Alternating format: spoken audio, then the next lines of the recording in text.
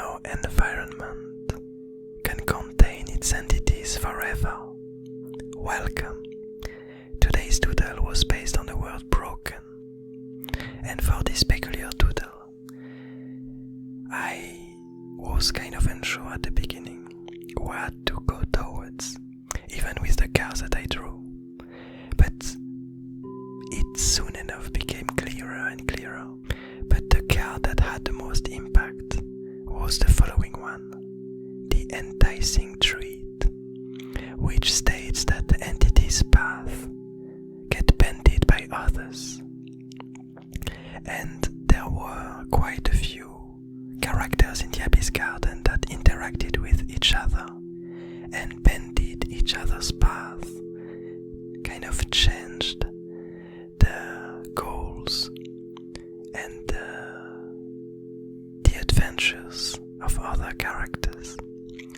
But one that came to my mind the most vividly is one that has been there since a really long time, since quite a lot of doodles ago, which is basically this dream world and a dying seedling linked to it. And so we do know that at some point we had this character, this wanderer, which task was to bring to safety or to bring somewhere a dying seedling hanging on a scale, which was connected to a dream world where its mind could stay alive. And a lot of things happened since then, but this dying seedling somehow stayed alive for a really long time and ended up with the seedling king, who began to do some experiments on it. And we theorized, we hypothesized that it might have been the initial intent of the seedling king, that this dying seedling had some intriguing properties that the alchemist, the seedling king, wanted to use for its own goals. And in the end, what happened is that this dying seedling got turned into some interesting tool, some kind of swirling motion tool, a bit like a battery that could be used by the seedling king to purify the abyss. And so we saw last time that we saw them, what was happening is that the seedling king had created some kind of contraption. It built up a lot of artifacts, pieces together, and made some kind of experiment, which didn't seem to be the first time that he made this specific experiment, where he mixed up pieces of the abyss with this energy that was flowing from the dying seedling, and from these two elements managed to create some kind of flame, some kind of fire in the Abyss Garden, which resembled a lot the tiny flame that we saw and that the slug creature carried around to safety. And so that's what the first card led me towards. It led me back to the dying seedling. Then another card was the hungry one, which stated that growth is immutable. And this peculiar one gave me this notion that last time that we saw the dying seedling, basically every time that we saw it, it seemed to take up a bigger place. It seemed to kind of grow, it seems to extend after each experiment of the seedling king, of the alchemist. And so last time we saw it, it turned into quite of a huge swirling entity that, despite its dying state, despite all the energy it was losing, seemed to keep on growing, to keep on enlarging himself.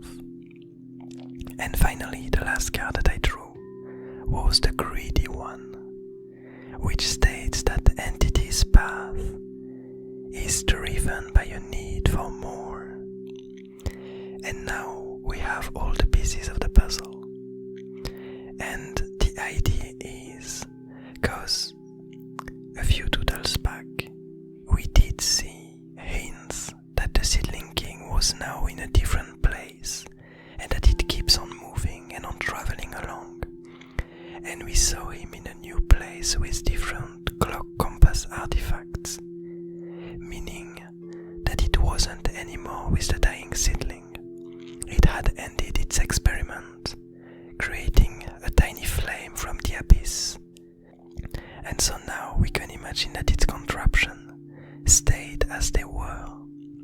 But as we saw, for the word intricate, these contraptions, already during the time of the experiment, started to show a few points of leakage, a few places where the artifacts started to get corroded, started to get eaten away by the sheer energy that was flowing inside of it, inside of these intriguing tubes.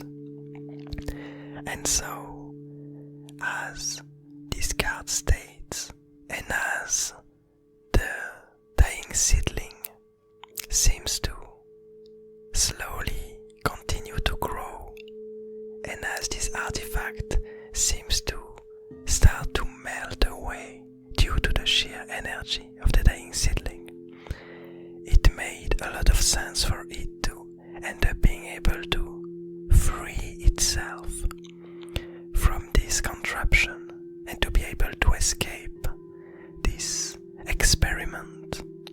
And what we see now is that indeed the different contraptions and the artifacts themselves started to melt and to release more and more energy, leading to a breach that the dying seedling could use to start to escape and to find its own path inside of the Abyss Garden.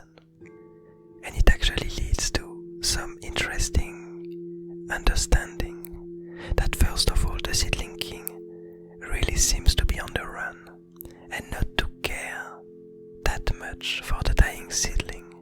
It seems like it only used it as a tool in order to further its experiments. And furthermore, what we discover is that actually this dying seedling might be able to survive for a really long time now, because we don't exactly know what the Seedling King did, but it seems like this character is now filled with energy, with an overflowing amount of it, and is able to get out of this breach created by all this energy that it released.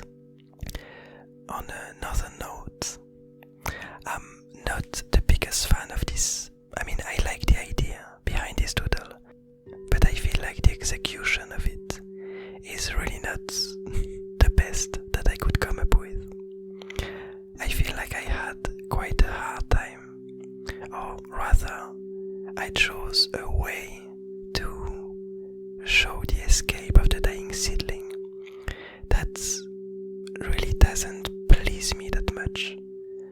I feel like all of these strands and this idea of flow that I wanted to show for the escape of the dying seedling, I feel like I didn't really manage it that well.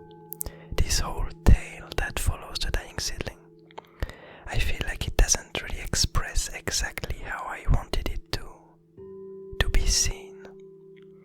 I guess the overall idea is here, but I feel like the doodle in itself isn't really a striking piece. It's really not the favorite thing that I drew in the last few days, but still, I like the idea behind it and the lore that emerges from it. But anyway, I hope you enjoyed it. I hope you're having a nice day, a nice evening, a nice morning, and I'll see you tomorrow.